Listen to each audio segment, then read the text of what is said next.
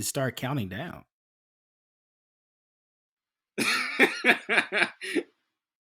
Sorry. Nah, you're good, man. But getting to our next topic with the traumatic situation with Bronny, like it was one of those situations when I heard about it, I was Yeah.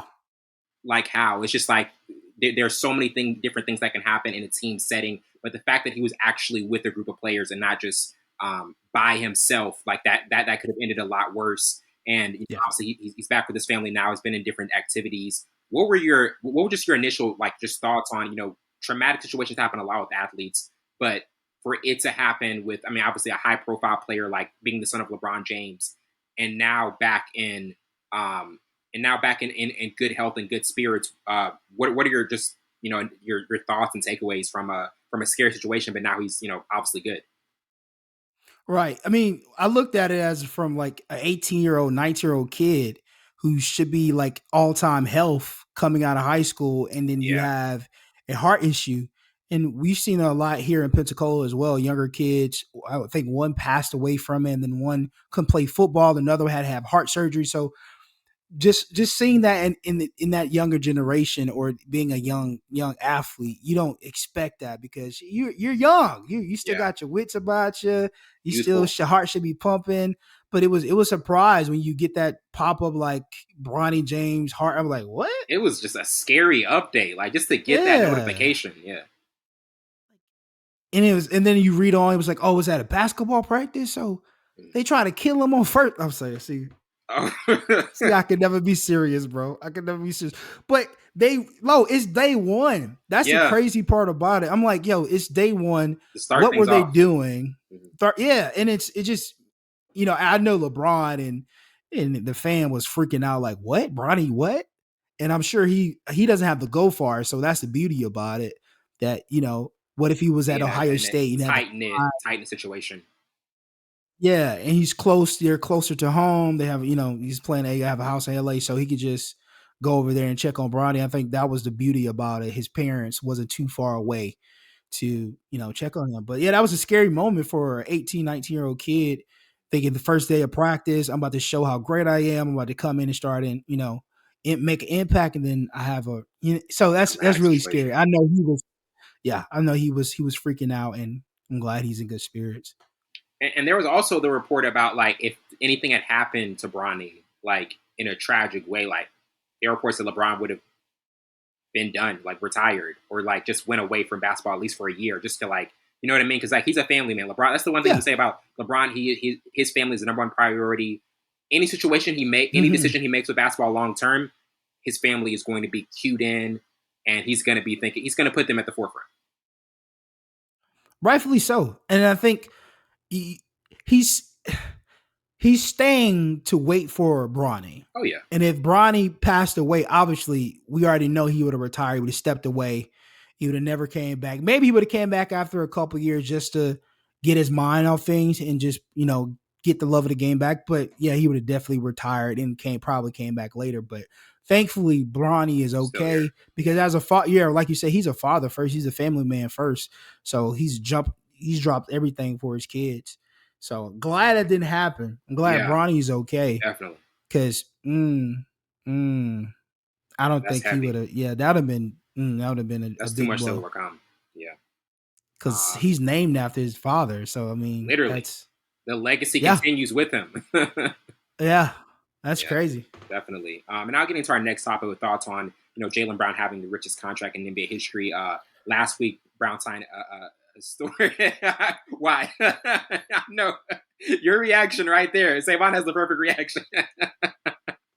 But he signed an historic 5-year, 304 million supermax contract extension. This instantly became the most lucrative contract in NBA history to date, and this has obviously sparked a certain amount of criticism from analysts and fans. Tracy McGrady was like, "This is what happens. You give it to anybody." He's like, "I wish I was in this era. I could have benefited from this." Yes, that's exactly what it is. But what were your thoughts on this? Because this was a surprising. I mean, we know that we saw with Fred VanVleet, he got a lucrative contract several weeks ago, Yes, and a and lot of players are starting to just get those types of deals and extensive contracts. yeah. Like, what did you think about it? And also, We mention this all the time. Jaylen Brown has to be that guy, that guy to step up for Boston to go to that next level. Yeah. What do you also think Mhm. about what his progression has to look like? You just got the biggest contract ever in Known to NBA man. history. Not even Steph Curry has that. KD, LeBron James, Damian Lillard. You know they were looking at their phone like, wait, Brown gets Wait, this? what? JB? Are we? Is it a new kid? Like, is that the same kid from the Celtics who didn't show up when they needed him the most Mm. in the postseason? Hey, And you give him the max contract, the biggest contract in NBA history? I didn't understand it. Like I really didn't understand. I tried to look at it as a longevity standpoint because he's still technically he's still a young NBA star, and I think he has that potential. He has not tapped into yet fully. Him and Jason Tatum. So I think they're looking at it as the longevity standpoint. Okay, we have these guys for X amount of years, and they're gonna tap into their potential, and then we're gonna be fine. We're fine now. oh But yeah, the scariest thing about that is they don't reach that. They've been they've been almost to the top of the hill so many times. And I don't think how the game is steady going. I don't think they're going to get on top of that mountain unless some of it's these guys start retiring. that exactly.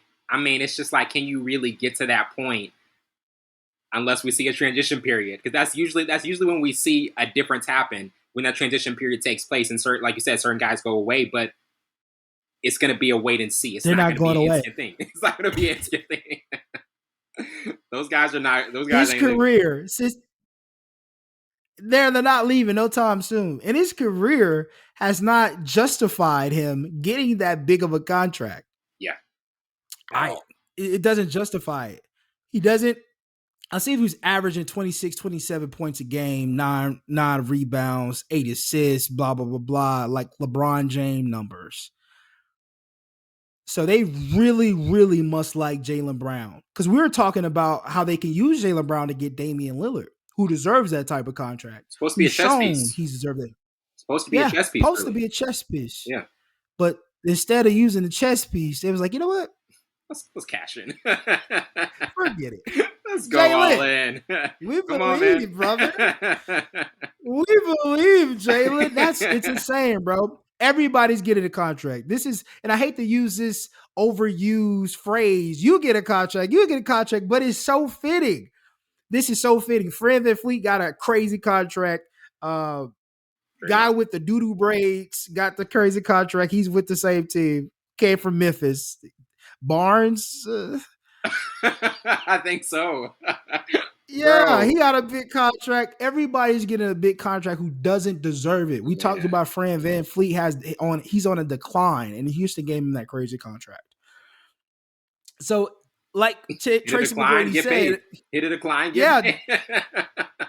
don't show up when they matter the most. You know You'll what? get paid. You're our guy. You were sick that day. We know you can do better. Here's some money. So how the game is changing. It's I don't like insane. where it's going. Yeah, I don't like where it's going. Goodness, man. I think Austin Rivers said something about this on a On his podcast, yeah. and a lot of people thought he was crazy, but he's dead on. 100% right. He's dead on.